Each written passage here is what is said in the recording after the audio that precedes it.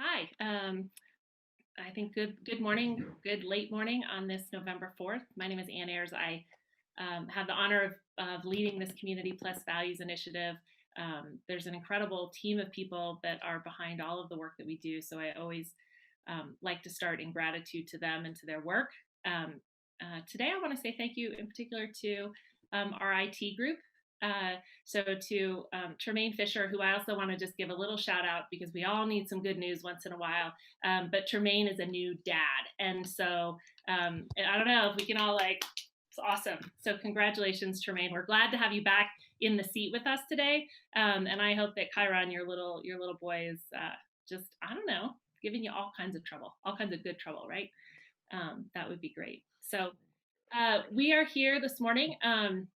I woke up and I thought, wow, I knew this was coming and I knew it would be a tough day and I didn't know how it would look.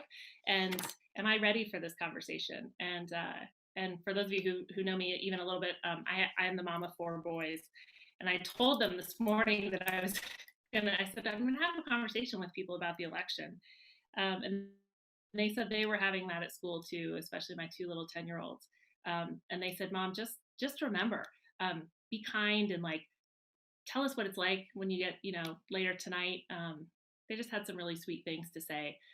They stayed up last night and I think they're trying to figure out how to process it all. And so it was a good reminder to me of the example we all need to set in this moment, especially on a campus where we focus on education. So as we go into the discussion, we have some incredible hearts on this call. We have some incredible minds on this call. I'm excited to introduce you to all of those folks. And I want to say this, we had to make a decision about whether or not we wanted to have the chat open or the Q&A open and how do we want to do this. And my thought is I really trust the DU community. I really think that we know how to do these dialogues well. We're not perfect. Top to bottom, we make mistakes. But if we can do this in a way that we can all be proud of, and maybe even more proud than some of the stuff we have to witness in the media, I think that would be actually a huge win that we could all walk away with today. So I would just ask that as you post things in the chat and in the Q&A, that you focus on the problem and not the people, and that we all get curious about others' points of view and get curious about the right path forward. So that's my request of you all. I would like to say welcome to Travis and to Scott and to Netta. Thank you for being here. I'm going to let all of you introduce yourselves. And I was going to ask Travis and Scott to maybe go first with a quick introduction of themselves. And then Netta, I wanted to sort of land on you last, just because I think you could give us some good guideposts for dialogue because of your work with DU Dialogues. So if that sounds like a good way to proceed, we will. So Travis, tell us a little bit about your awesome background. Yeah, so hi everyone, I'm Travis Heath. I am in the Graduate School of Professional Psychology this year, and I'm serving as the Director of Diversity, Equity, and Inclusion, as well as directing the Trauma, Disaster, and Recovery Clinic. That's all a mouthful. In terms of how I am, I'm tired, to be honest. I also have a bit of a heavy heart as I just think about various friends and other people in my communities that are under a threat of violence, to be honest, right, with everything that's going on. And so yeah, and I think I'm supposed to, when you say how you are, I'm supposed to do that thing that we do in our culture where we say I'm good or I'm fine, but I'm trying to make a pact with myself to be honest about these things. So I'm tired and I have a bit of a heavy heart, and at the same time I'm glad to be here and to be in conversation about this today. Appreciate that. Thank you, Ann. I'm Scott Van Loo. I'm the director of the Learning Effectiveness Program, the LEP, on campus, and just came on board in July from a background in K-12 education mostly. I had just come from a dual language international baccalaureate elementary school before I came here. So working with young students to our current population. I agree with Travis. I'm feeling very tired. I'm definitely experiencing some stress in my body. And I think it's the barrage of information that we're getting, and it's stress producing to watch the, you know, the results, the percentages, the colors, all of those things are just this constant input. And I'm sure we'll get to talk about that a little more, but I had to, honestly, I just had to turn it off and find a distraction last night with my family and friends. We stayed close and connected and contacted each other, but most people I know were not glued to it. They were choosing to do other things to distract. Yeah, I did too. I tweeted around a little before midnight, and I have two teenage sons and the two 10-year-olds. And I told the teenagers, I said, look, this is the first election that you're really going to remember. If you want to stay up and watch, great. And then I have a little notification, you monitor kids on social media and stuff, but they were just on the television. And so I saw that the television went off at 2:45. So what I'm going to have on my hand are two grumpy teenagers today. But we'll see how it goes. But I share the heavy heart, just consternation, and the trying to look for a little bit of an escape from it today to take care of ourselves too. Netta? Yes, hello, Assalamu alaikum, and I hope you all are doing well. So I think that before I start, my name is Netta Kiachia, so I should probably tell you that. But to folks, I think that I'm here, right? I'm here. I think that I'm finding now more than ever just how much I need and want community with me, and that I deeply rely on those people. And so I'm okay as okay can be. I know that my physical body and like my mental state have been kind of fluctuating. I woke up, I'm a solid sleeper, but like today I woke up hours early from just, I think, the anxiety that I feel in my body. And so I think that even getting on this call, I'm feeling like a little bit of anxiety that I don't usually, and just like tightness. And so in a little bit, I want to talk through kind of what does that mean? What do we kind of need from this space? But if I'm just kind of sharing a little bit about how I'm doing, that's how I'm doing. But so with all of that being said, you'll hear more about that later. But I do want to, and if this is a good time, I kind of want to ground us in a conversation of what we're doing here today, and from a few things.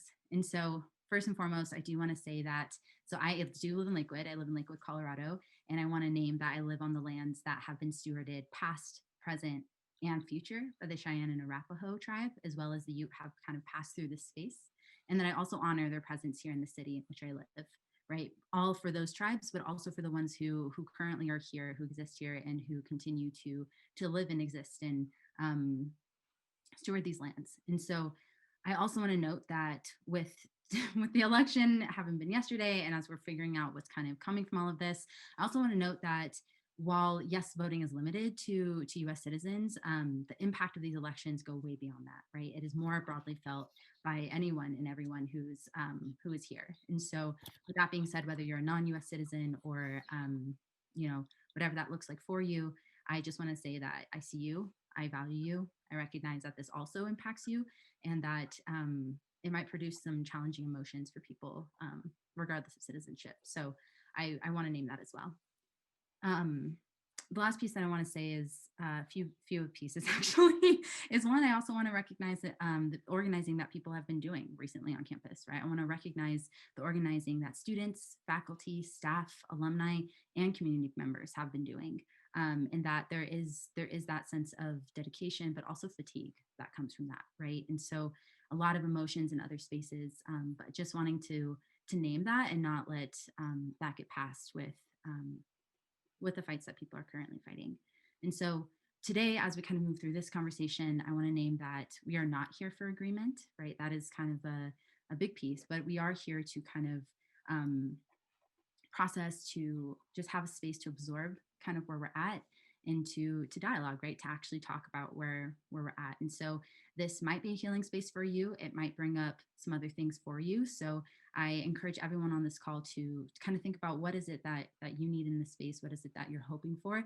And just kind of name that, right? Because we will not, and there is no way that we will meet that for everyone. But instead, I hope that at some point there might be something in what we say or what we share that you might see yourself in, that you might kind of take with you, that you might see in community, but wanting to name that this is a space for us to kind of just be together in immediate response to still not fully knowing. And so then I will officially end on this last piece, which is, as we move through this conversation, and this is something that I've been really conscious of, I do think it's important to check in with our bodies, and that might be scary for folks. And depending on your backgrounds and your histories, you might be more or less connected to your physical body. And so I really encourage you, as we move through these days, to not run from that and to actually kind of sit with yourself and see what you need. And so whether you're feeling tension, I'd actually encourage you to maybe just like stretch it out, find where that is in your body, let it go, right? If you're the person who holds it in your jaw, like give yourself a little bit of space to kind of relax in that,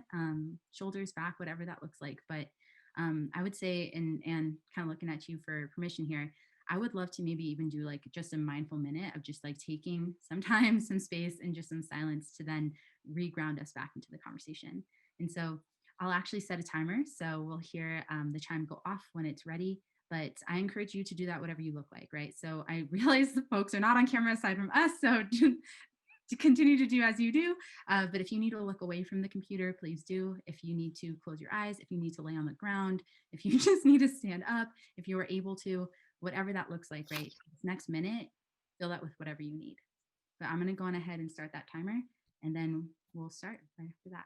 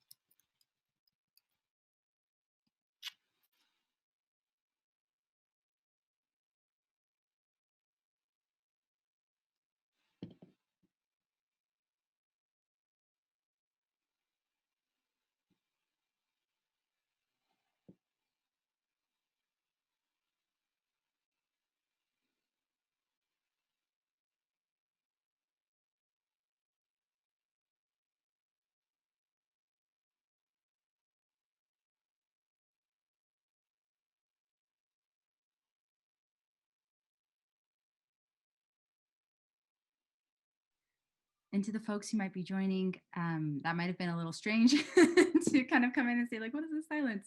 But we just took a mindful minute to kind of reground us and some of those pieces. I also realized when the chime went off, I was on mute. So you might or might not have heard that. So welcome to my voice. That's the thing that brings us back. So with that being said, thank you all for joining us today. And I will officially hand it back to Anne. But just wanting to name and acknowledge there's a lot happening both on and off campus for our own community. So take care of yourselves as we move through this conversation, and remember that we are here from a lot of the organizing and the work that people before us have done. So in honor of that, I will hand it back. Thanks, Nada. I really appreciate that start. It always feels good to take a deep breath. Travis, I don't know, you've probably had an opportunity to sit next to Shelley Smith-Acuna in some meetings, and she always has this nice that she does. And so I actually try to sit next to her, and well, when we were in person, I would try to sit next to her because it reminded me. I wanted to just start with sort of saying, what if we were to start and just kind of share a little bit about your all's thoughts. I mean, you work in mental health, you work in physical health, you work in thinking about how people take care of themselves and advocate for themselves and for their health. Let's get really practical. When we're under stress and when we're in the midst of uncertainty, what are some ways that we can notice how we're doing, and what are some ways that we can take good care of ourselves? Scott, could we start with some thoughts from you? Yeah, absolutely. Thank you so much. And thank you for the mindful minute. That's exactly one of those practical ways in which we can literally and figuratively change our stress hormones and reactions in our brains to those stress responses. So this whole idea of being mindful, whether it's in work or it's just in your everyday practice or just your walk through life, really is the antidote to stress. And I would say there's a couple components to this. One, when these kinds of big events happen and we're attached to them on some level, right? Like we have a vested interest in this case, one party or the other winning or getting seats or the presidency. And we have to really examine our own attachment to that, right? John Powell and the Pew Research Center and others have really examined this polarization effect that's been happening to a greater and greater extent. And each of us are plugged into that in some level, to the point where some folks might even say, I hate the other, right? Like, I cannot stand the other. I have a visceral reaction when I hear the word Democrat, or I hear the word Republican, or I see this flag, or I see this poster, or I see this human being, that elicits such a response in us that we actually can have these intense feelings like hate or disgust. And then also just, it's very, very important then to pay attention, not only to those feelings, but take a moment like we just did and say, what's sitting with me? What feelings are coming up for me? Where is that occurring in my body? And then even if you can go to a deeper level, what am I attached to with that? Like, what is it attached to me and my experience that of things that I've gone through in my past? And 9 times out of 10, we've had an experience as a young person or in our developmental years that have something to do with fairness, right? Or we've been hurt. And so these kinds of modern day experiences, whether this election can elicit all of these attachments to those other hurts. And if we're not aware of it, then we can't do the process of letting it go. So part of it is just bringing into consciousness, what are those things that I'm attached to? Where am I holding those? Why am I holding those? And then what's that visceral or physical somatic response that I'm having? And then using this process of breathing or mindfulness just to let it go and to dispel it from our bodies.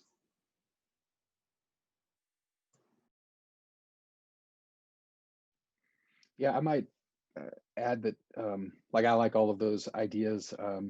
I would also invite us to look at it infrastructurally, systemically, and see the ways in which we might be able to leverage our power in ways that we can change the systems around us. When I say systems, I'm not talking about the federal government. I'm not talking about the local government. Like, for me, as a member of the community of the Graduate School of Professional Psychology this year, what can I do for my students and my colleagues, right, to ensure that they have the ability to engage in revolutionary self-care, right? Because first of all, we're not going to self-care our way out of oppression and racism, right? And these sorts of things. And I think a lot of times, because of the sort of capitalist society we exist in, we're asking people to self-care while simultaneously asking them to to overwork, right? So I guess my invitation in how we work through this election and beyond, or how we begin to, is how do we leverage the power that we have, the relative power that we have in the spaces we have, to make sure that everyone, and most especially those on the margins, have the ability to be able to engage in that care. And I think that is something practically we can do. I mean, we can do that right now and think about, like, as a professor, how much work am I assigning? Does this work need to be assigned? Do I need to, instead of insisting that my classroom space be a space where we're covering course content, do I need to engage in conversation about what's going on in the world? Do I need to just cancel class altogether and let people breathe? These are small ways we can begin to leverage our power systemically, so that people don't have to self-care their way all the way out of these things. Thank you very much for those. Again, my internet connection is acting a little funny, so so if it goes away, we'll just you all roll with that, and know that it was not intentional. Over the coming days, I think one thing that we did anticipate in this election was that we probably wouldn't have an answer right away. And so here we are, and we're in the middle of all of this uncertainty. What does this kind of waiting and the feelings associated with that waiting, what does it mean for learning and how we engage with one another within the DU community and beyond the DU community? How do you kind of think of uncertainty and learning together. Netta, could we start with you on this one? Yeah. I mean, my initial thoughts and reactions are on how people initially react to those feelings of uncertainty or unclarity, right? And I think that that is such a personal experience for the individual, and for then how does that impact the way that you show up in community? Because I think in dialogue work, and when we talk about kind of the spectrum of like conflict, dialogue is on the side that is like before conflict happens, right? So it's a lot more of the trying to understand each other across difference before getting to these points where we have conflict. And so when I think about that question, when I think about what does that mean for folks, a lot of times I kind of default into that.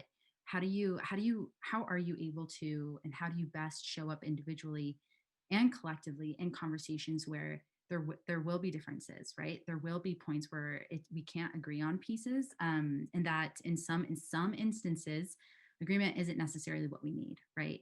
And so I think that that is something that in higher ed that I'm kind of seeing a lot is like, especially in spaces where we have a lot of discussions, is that we don't need to walk out of the room believing the same thing, right? We do not need to walk out of the room clear on like what is our collective next step necessarily. But I do think that there is an importance, and there is a critical, like, I can't think of another word aside from just like importance to be able to actually sit across from people, and from people who actually see you as a person, right? From people who actually see you as a valid human being, and try to understand where they're coming from. And so in the dialogue aspect of that, what we talk about is that you can't have a dialogue unless, if you're trying to argue that you're a person, if you are trying to argue that your experience and background and histories are valid, right? Like that is not a space of dialogue if you have to prove that to anyone. And so when I think about what does it mean, and at this point, in full honesty, like I'm kind of, my mind is like in and out, and so I don't necessarily remember the full question, but I will kind of continue with the piece that, you know, when we talk about the power of like how do you kind of move through these conversations, I do think that there's an importance and a need to kind of slow down and ask yourself, like, what is the point of this conversation, right? Like, what is it that I can and cannot get out of this? And not in like a transactional way, because again, it's not about that, but it is about like, if this person here to actually listen to what I have to say, and what is it that I need, right? Because if it's just that I need to be heard, I need to be validated, I need to see myself reflected in this, that is a very different conversation than like trying to prove something, right? Trying to make yourself be seen, be heard, be valued, because at the end of the day, that systemically, there are pieces and people and structures that will say, no, we don't want to hear you. We do not value you. We do not see you. And so I think it's the, how do you then find your people to organize, right? To also find community, to find healing, to then fight back against those pieces, because I'm not in the business of telling people you need to talk and collaborate and figure it out with people who don't see you as a person. Like, I'm like, that's not healthy. That's not healthy for you. You don't need that in your life. And so I'll kind of wrap up there and turn it over to panelists, because at this point I'm kind of just reflecting. And Travis, what do you think about this? Yeah, I'll pick up on a thread that Netta was mentioning. We were talking about this in a meeting the other day in our unit, just, you know, intention for what is the space for? Because if I'm coming into a space, especially when uncertainty is swirling, and what I want out of that space is understanding and listening, support, and someone else comes into that space and what they want to do is debate, right? And they want to have a battle or clash of arguments. That's probably not going to end well, right? And so I think clarity and what is the space for? If we're There are ways, I think, that all of the different groups on campus and beyond can provide supportive environments. Now, we could get into conversations about how that can be tricky sometimes, but you know, I think there are ways we can facilitate that. But if we have folks coming in to debate issues when other people are trying to get support, my experience with that is it often ends in a toxic way, right? It often ends in a way that where people are actively harmed. If I could just say one more thing about this, which is that I think we also have to think about the difference between someone being unsafe, right? versus someone being uncomfortable. Like my field, I think psychology sometimes struggles with that. We want to say, well, our job is to make students uncomfortable. And I can understand some of that perspective. I think there's value in that. But we have to understand the difference between eliciting feelings of discomfiture versus unsafety, right? Because when safety gets compromised, that's when people get harmed. And a lot of this is happening unwittingly. It's not done on purpose, right? Like I don't often, I mean, I, probably does happen sometimes, but I don't think most of the time people are going in and saying, I want to steal safety from someone, but it's still happening. And so we have to address the fact that it is still happening. So I would encourage those things. What is the space for? And then, yes, what's the difference between it's okay to be uncomfortable, but it's not okay to bring about a feeling of not being safe. And if we can address those, I think we've got a foundation we can build from. I want to have you unpack this a little bit from the perspective of the person who's experiencing it. So if I'm sitting in a room and I'm thinking, and I'm just having feelings, and they're big feelings, and I want to sort out, am I feeling uncomfortable or am I feeling unsafe? Because I think that those could feel pretty similar. But I really appreciate what you're saying, and I like what you're saying. So I want to know, how do I sort through, okay, is this a moment where I'm feeling uncomfortable or unsafe? How do we figure that out? When we're feeling unsafe, I mean, our limbic system, our reptilian brain lets us know, right? We start having extreme stress reactions. It's the old fight, flight, or freeze sort of experience, right? Like that's different than when I start to feel a little bit uncomfortable. And let me put it this way too. Think about like an intellectual discomfiture, right? I'm intellectually uncomfortable. You're challenging my ideas. That's different than challenging my humanity, right? And there's a different physiologic process that goes on when someone feels like intellectually uncomfortable versus you've just triggered ancestral trauma for someone, right? Like those ancestral or racial trauma for someone. Right. Those two are different physiologically, right? One, we literally go into this mode of protection, right? Our brain says you're in trouble, protect yourself, as opposed to going like, that feels uncomfortable. I disagree with that idea. Now that can get a little bit of a physiologic rise too, but it's different than the sort of trauma response that you might see when people start to feel unsafe. Okay. All right. I'm going to be doing a lot of thinking about that, because I know sometimes I feel when I'm being challenged on something, I can feel, even though if I know I should feel uncomfortable, I can feel unsafe. Anyway, so I love that drawing that out gives me a way to think about it and a way to create a weather vane. So that's a great, I had never thought about that. So I appreciate you bringing it up. Scott, I want to ask you to weigh in on this, and I want to also ask you to tie it back to something you mentioned in your first set of comments around polarization. So when we think about learning within an environment that's pretty polarized, how do we do that? Yeah, thank you. And just as my colleagues were saying, I would be right on that same page. It's about what's creating that intentionality of space.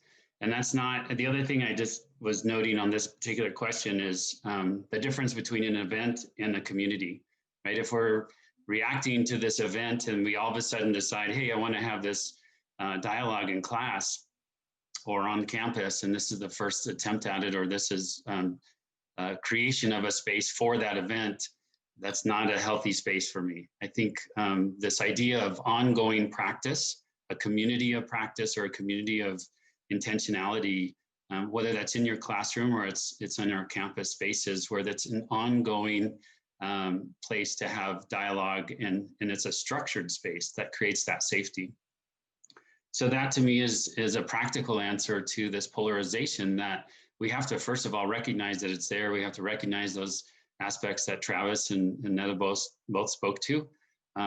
We have to recognize that, especially when there's a community within our community that has either a minority viewpoint, a less popular viewpoint, or even the minoritization of our classes themselves, right? If you're the only one representing you or your identity or your viewpoint, in that space, we have to really be careful in how we construct the guidelines and the boundaries around what that discussion is going to be, and have to recognize that not everyone is going to be comfortable just jumping in and sharing their opinion, right? And especially if we haven't taken the time to create those spaces. So I'm a big fan of what we call structured dialogue.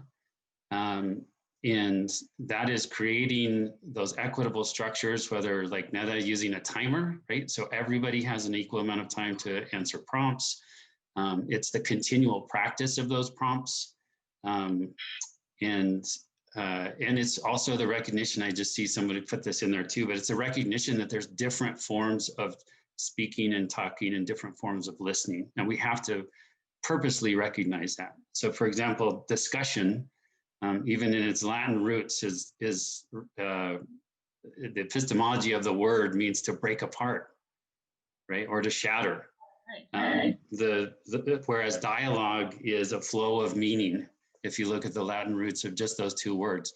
And we have to recognize there's different formats, and debate's a whole nother story, right? But we have to be able to teach what those formats are for interaction and for that intentional space, and then have the tools to be able to purposely engage and guide those and facilitate those dialogues. Scott, how do you practically go about doing that, say, in a group where it might involve friends or colleagues, and they're not used to that? Like, how do you bring that in and get people in that mind frame? Again, it starts months ago, really. But the way we've been doing it with within the LEP and our staff, for example, is we've been introducing these structures in our staff meetings, and it's just this idea that we have a prompt, that we have a timer, that we're taking a mindful minute first to get people in the room. We are giving some guidelines, like the option to pass if you don't feel like speaking, but that we introduce with some low stakes kinds of questions that just get people used to this form of interaction. And that the emphasis is on listening to each other and not formulating your argument, or not coming in with your intellectualization of the topic for this particular form of healing kinds of dialogue, but that the emphasis is on listening. So we set those ground rules up, and we've practiced and we practice and we practice, so that when things like this event come around, we have the tools to be able to ask the deeper kinds of questions and not immediately default to a dominant kind of structure of interrupting, not listening, getting really emotionally charged, and even to the point of othering, right? Which we can typically see in some of these discussions. So for groups or people who didn't start this weeks ago, yeah. Does anybody have a thought of how, Neda, I'm wondering if you might have a thought, or Travis, about how would you start it if you have to start it now? And can you start it in the middle? If you're part of a group where this isn't a practice? Yeah, I'm a big fan of, like, and I really do believe that when it comes to communicating in this way, it is a very different type of communication, right? Because I think so many times people grow up in either like the default of a discussion-based kind of communication style with family, friends, community, or debate, right? And sometimes it's a mix of both. And at times people use those dialogic practices, but I'm a huge believer that a conversation, it's going to flow, right? And so I think that when you're talking about how do you relate to people in community, the biggest piece that I always tell folks to take a step back and think about is what is the dynamic that you currently want, and the impact on the relationships. And so the difference of when we talk about three versions there, and of course there's other types of communication than just those three, but when you think about dialogue, discussion, and debate, ask yourself, like, what is the impact on the relationship that you're hoping for? Because I think that what we talk about and what we train folks on is that a lot of times discussions are meant to retain relationships, debates tend to disregard them, and then dialogues are meant to build them. And so I think it's being able to have those really hard and tough conversations of kind of, one, stepping back and asking yourself, like, what is it that I need in this space? And am I able to, am I capable of, and do I want to, right? Is it safe, physically safe for me and my health and my stress to have this conversation with this person? And knowing that, of course, other dynamics will impact that, right? If this is somebody in your job, that'll 100% impact that. If it's somebody that you are physically living with and cannot leave, right? That is also a factor. If it's something where it's like maybe a close person in your family that you're conscious of not wanting to leave, or other pieces like that, right? So all of these different things will impact that. So there is not one way. And so to the collective on the call, if there's one thing that I can say, there's absolutely not one way to do it. And so find what makes the most sense for you. But I would say that when it comes to it, I don't ever think it's too late. If two people or multiple groups and or the group in general want to build relationships, right? If they want to work on that relationship, if they see it as valid, if they see it as important, and if they see it as a community that they want to continue to invest in, I don't think it's ever too late. You might have to do some more of the addressing the harm, addressing healing, and that is different than a dialogue, right? So you can use dialogic skills in that space, but now we're talking more of like restorative justice than we are like dialogue, right? Preventative dialogues. And so I think we start talking about how do you then kind of move through conflict, and there are a lot of resources on that. And so I think it's first just you being able to assess like where are you at, both as an individual but also as the group, and knowing and being okay with the fact that people are going to be in very different positions, right? Some folks might want to have that conversation and might want to continue to build that relationship, and others for whatever reason might need to say no, this isn't for me. And so I think that that's tough, especially if you care, right? Especially if you're like, this is somebody I want to invest in. But I do think that it's not just the personal side of that. I think at this point in the call, we've talked quite a bit that there's also structural pieces that impact us, right? So for me, talking about immigration, that's going to be a very different conversation than a friend of mine who might have gone to the border, right? Like it's who identifies as white, right? Like that is all very, very different. So yeah, I would say I don't think it's ever too late. But I do think that there needs to be some thinking that through a little bit of where are other people at and actually talking to each other about it. I think there's so much power in. I love what all of you are saying, giving the advice of set an intention and share an expectation, and make sure that before you engage in the topic or the problem at hand, that you're sure you're all there for the same purpose. That I think that that's amazing. I may or may not be asking, just in case we actually have a family Thanksgiving. I don't know, but it would be good to kind of know how to set these things up, because I certainly have communities I'm a part of where we do it and communities where we don't, and I'd like to bring that. So I like knowing about it. Travis, you look like, first of all, I want you to say, you look like you're taking some notes and have some thoughts. So I want to invite you to do that. I also want to acknowledge we have a one question that's come in from Corbin. It's directed to you. So we will get to that in a minute, but I wanted to point it out because if you have other questions, folks are on the line, please post those in the Q&A. Feel free to post them in the chat as well. And I would also say on a day like today, if you want to post in the chat things that you're doing for self-care that you think might your colleagues and your fellow students and other folks would benefit from, you have a fantastic idea or a trail you ran or something like that, go ahead and let's light up the chat and have people do that too. But Travis, I'm gonna turn it over to you for a sec. No, I'm just taking notes because there's good things for me to learn here. Frankly, that's what I'm doing. But in terms of, I just have one thing to build off of what Netta said, which is like, specific to this election, I think we have to think about, like one question I always ask when I'm sitting with a person or people is, what are the histories that are present with me in the room, right? And if we start thinking about that in terms of the election and in terms of who's been able to vote and who hasn't been able to vote historically, I could give some other ideas too, but I'll stick to the election here. For some people, this is like a team sport. Like I watched like 15, 20 minutes of the various coverage last night. That's all I could tolerate. And was more from like as a scholar removed from it, just watching how are these capitalist entities that we call news networks, how are they profiting off of this is really what my interest was, right? But as I'm listening to it on 3 different networks, I only watched 15 or 20 minutes, I heard the word excited, or it's going to be exciting. And I thought, no, it's not. Like, not for me, it's not. So like for some people, how much like if you're removed from it and it's not a matter of life or death, maybe it's fun. Maybe it's like a game, maybe it's like me watching the Broncos play on Sunday. But for a lot of folks, it's not that way. This is life or death. And I'm not talking about which candidate wins.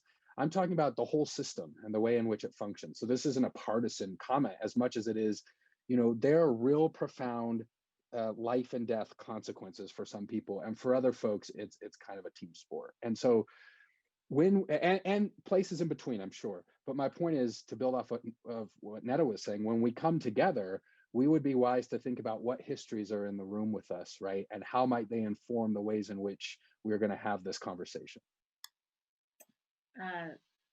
Thank you very much for that. I want to throw out a question that's been on my mind, and that is in this world where it feels like everything's very binary. It feels like it's Republican or Democrat, or pick your binary polls. And I agree, Travis. We can just stick to the election, but I don't know that learning happens on those polls, right? Like I think that sometimes the learning happens in between. And if we want to label ourselves or other people or situations as being either this way or that way, it can I find it to be really limiting to dialogue. I find people, even on my social media, who are saying, if you don't believe X, then you are Y. Well, so how okay, you put everybody into X and Y groups. So I find it really limiting in the conversation. How can we break that up and do what we're supposed to do as an institution of higher education and have some conversations and not become victims of that? Scott, I'll start with you. Yeah, thank you for that. Just coming back to what Netta said too is really important. There has to be a willingness, because when you think about this idea of dialogue, it's a relational component, right? Like we're entering into relation, whether we have an agreed upon outcome or not. I would hope, and again, with these kinds of polarizing conversations, that we do have an outcome, that we have to set up the condition again to have even enter into the space.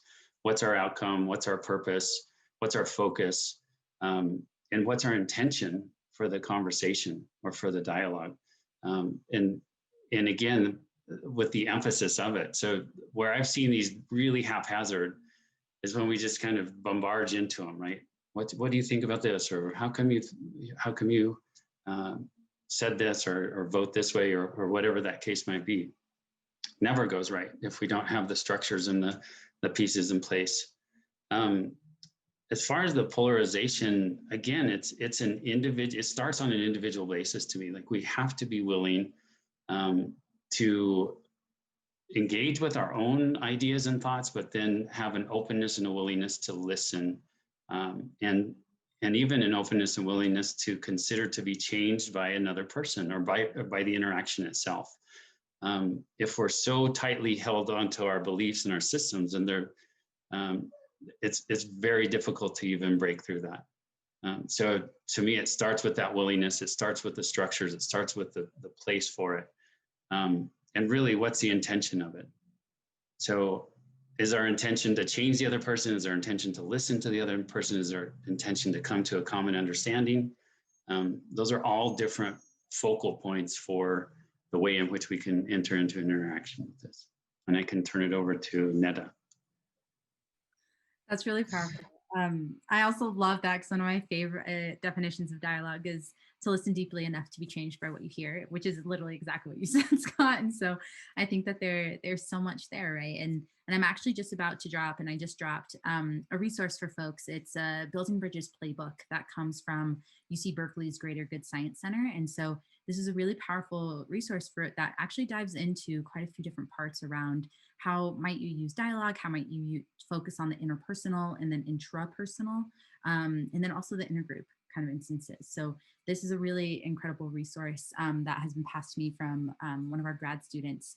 And so in this space, though, I think that as you kind of continue for each person, as you continue to have these conversations in your groups, whether they be community spaces, maybe places of worship, maybe that's also in your classrooms, and or if you conduct your own kind of centers and spaces, like whatever space that you are in, if you do have some kind of like structure there, kind of asking yourself and checking in about what is it that, how do you want to best show up for one another, knowing that that'll of course be different. And so here's some resources of some things to take with you. So yeah, enjoy that. But yeah, I would just say that I second a lot of the pieces here that people have already said, because I think at the end of the day, to connect and to build relationships is about listening, right? It's not just about talking. And we joke about this. And so I'm going to say it, but like in this capacity, it's not always joking matter, but like you don't need other people to talk, right? Like you can talk to the wall, you can talk to a door, you can talk to yourself, right? Like you don't need others to talk, but you do need others to listen, to understand, to engage, to navigate what's next. And I would say that if you are in community with others, think about what is it that you actually want from that community, and do you actually have that, right? You can't expect people just to immediately trust. You have to build that in relation with others. And so if that starts from a place of seeing that person as a valid human being, that's where all conversations in my mind start. They have to start from seeing as somebody across from you is just as important, just as valid, and just as able to offer you something, right? Like you also have something to learn from them. And I'll back up and say, if that person does not see you as a human being, get out of that conversation, because I think at this point, it has shown us that that is a safety issue, and that might become a safety issue depending on your identities. And so if that person does not see you as a person, my recommendation is like, unless you want to have that conversation and you really want to have it, like go for it. But don't feel like you have to. You don't owe anybody anything if they're not going to see you as just as complicated, just as important as they are. Right. I might add something just really quick about the both sides thing, that we're kind of getting at here. And I think one of the great disservices that our current systems do is convince us that there's no other way, that this is the only way that we can operate. And what it does is it stifles the imagination. And I think that that's highly problematic. One other quick thing, I guess, that I would add is that, like, when we both sides it, like, well, we have to listen to both sides. We miss the third, fourth, fifth dimensions of living, right? Now, don't misunderstand what I'm saying. This is not a commentary on being neutral. I abhor being neutral. And neutrality is a political position, but that's for another time, I guess. But what I'm saying is that, when there are all, okay, that's totalizing language. I'll avoid it. There are almost always more than two sides. And when we miss third, fourth, and fifth dimensions of living, we do so at our own peril, in my opinion. That's great. Thank you. Apologize. As I said, my internet's a little goofy. Travis, I don't think we were able to ask you this question that came from the Q&A, but I do want to throw it out there for you from Corbin, which is to hear more about your concept of self-care versus communities of care. What impact do we see in this moment of collective anxiety? And how do we identify ways in which historical and systemic racism play into this in ways that many white folks don't fully see or understand? This is a great question. It's a small question, right? I feel like we might need another 3 hours to do it any measure of justice, because I really appreciate the question. I guess I'll try to be as succinct as I can be. And the first thing is that, we have to be able to, from a collective perspective, we have to be able to confront our history, right? Otherwise, we can't go forward. We talked about fear earlier. Something that we as psychologists have learned, that often the best way to face fear is you have to look it in the eye. Well, in this country, can I ask you to pause for just 1 second? Yeah. You said something right at the beginning that I just want you to elaborate on. Why Sure. can't we go forward if we don't confront our histories? Yeah. Well, because what's happening then is everything's built on a foundation of a lie, right? Or of lies. And so once you do that, like, eventually that crumbles, right? Like, I think about, forgive me, this is an imperfect analogy, but like when my 4-year-old starts telling lies, you know what I mean? Like, well, I didn't eat the cookie you didn't tell me to eat, Dad. Well, okay, yeah, but I can see you chewing. Well, it's not a cookie. Well, but I can see the crumbs. Like, eventually, what happens when it's built upon lies, and lies sound very nefarious, right? But that's what they are. When you build upon that, eventually it unravels, right? And so the very foundation that we're on then is not a really firm foundation. And so then, as psychologists, what we know when we deal with fear is it's often best to look that fear in the eye. But we're not able to do that because we won't, what I'm saying collectively, we won't look at our history, right? I hope that's starting to change. I don't know if it is, but if we can start to do that in terms of like collective care, right? well, then what happens is people have a new awareness, right? I'm hopeful that that's what's starting to happen the last several months. But see, the problem with this is people go like, well, we need a racial reckoning the last 4 months. Some people think it's the last 4 years. It's been 400 years, right? We have history that shows us this. And so like it's quite alarming to me when people go like, well, in the last 4 months we've learned, and I'm going like, what have we been doing the last 400 years? But if we can do that and we can begin to look that in the eye, it creates a greater collective awareness. It actually, I think, helps facilitate a lot of what we've been talking about today, where we'll be able to go, oh, okay, what are the histories that are in the room with me? And as soon as I know that, then I can be thoughtful about the ways in which I'm asking questions and the ways in which I'm facilitating conversations, the ways in which, like to just tell our students, go self-care. That's nice sentiment. But if we tell our minoritized students, especially our Black and Brown students right now, if we tell them, go self-care, we're missing these ancestral histories, right? These racial traumas that exist that they're not going to be able to self-care their way out of. If though we look at our history and we understand that now as teachers, as therapists, as whatever it is we're doing in the world, right? That's what I do in the world. Now we can respond accordingly. But if the history didn't happen, or it gets treated like it didn't happen, then we don't respond that way. What we do is we respond in a white-centered way and in a heteronormative way. And I could go on down the list of ways in which we center certain experiences and not others. And that's no way to do collective work. The last thing I'll say is that when we talk about community, if we don't take care of folks on the margins, there is no community. That doesn't exist, right? Something exists. There are people together, but it's not community. I mean, it's some kind of hierarchical structure that organizes and separates and counts people, I guess, but it's not community, because what community does is it takes care of the folks on the margins and those who are most vulnerable. Sorry, I know I just talked a lot, but it was a really good question, and it's just it's hard to answer in a short form. Do you have any? I think it's a fantastic question, and I actually wrote down, yeah, if we don't take care of folks on the margins, we don't actually have community. And thank you for unpacking that first piece. I get that question sometimes, or that inference of like, why is it? Why is it my responsibility to understand a history that you're experiencing? Why and why is it your history or my history? And so I think sometimes we skim over this idea that like, yes, we should be looking at the histories that we're facing and looking at a more complete version of our history as a nation and people. But I don't know that everybody's on board with the should always. So that's why I wanted to ask that. But I really like your idea of like your image of it collapsing, right? It's not on a stable foundation. That's helpful to me. Netta and Scott, do you have any? I don't know. There's a lot there. I think you might want to react to some of it. How about Scott? You want to? Or I can maybe just add really quick. Like, I think that one way that I've been thinking about this a lot personally has been the kind of stories, right? The stories that we tell, the stories that we grew up with, the stories that we retell and that we continue to pass on and to share. And I think that the only word, and probably not representative, the only one that comes to mind is sometimes we're passing on these fairy tales, right? These fairy tales that have very clear, yes, these like very clear, like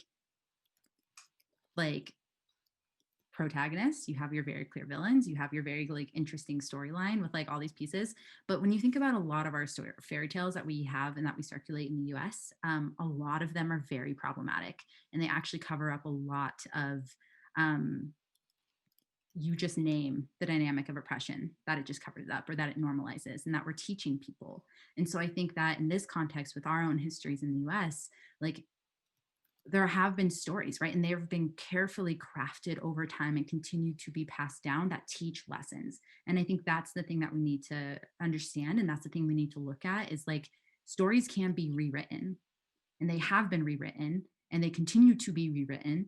And so I think it's where then does the learning come from, right? Where then does the justice come from? Where then does these lessons come from? And if they're rooted in histories or rooted in lies that have been told in a storytelling kind of way that is then a fairy tale, I'm over here like, let's pop that bubble, let's pop it, and like let's actually rewrite something that is productive, right? Because I'm like, it's serving certain people, but it is not serving the full community. And the last thing that I'll end, and then I'll turn it over to Scott, is I think it's really, really important. And this is not my quote, and I cannot for the life of me remember where it came from, but I think there's this powerful notion that, folks, if you know it and you've heard it, please tell me, because I need that citation.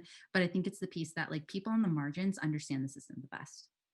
And so I think it's really important to know that and to acknowledge that, because the people who are at the margins, who are trying to live it and navigate and just exist, can see the system for what it is. And so I think it's really important for us as a community and as a people to not then silence those people, right? Like, do not silence those people, but instead like actually try to have a conversation.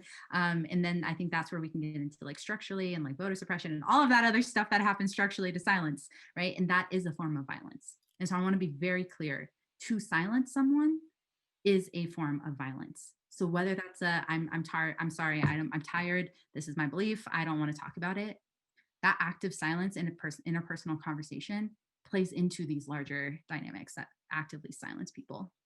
That's a really, really important point. I don't think we can not claim responsibility just because we're quiet.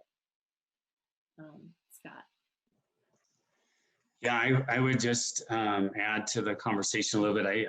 I am a proponent of self-care, and I am an extreme proponent of self-care for people of color. I, along with other current scholars, Ruth King, who wrote a book called Mindful of Race, Resma Menakem, who wrote My Grandmother's Hands, Dr. Bessel van de Kolk, who is a Dutch researcher who's written a lot about this idea of self-care and ways in which we can actively release the storage memory, muscle memory of trauma that exists within us, and especially for people of color.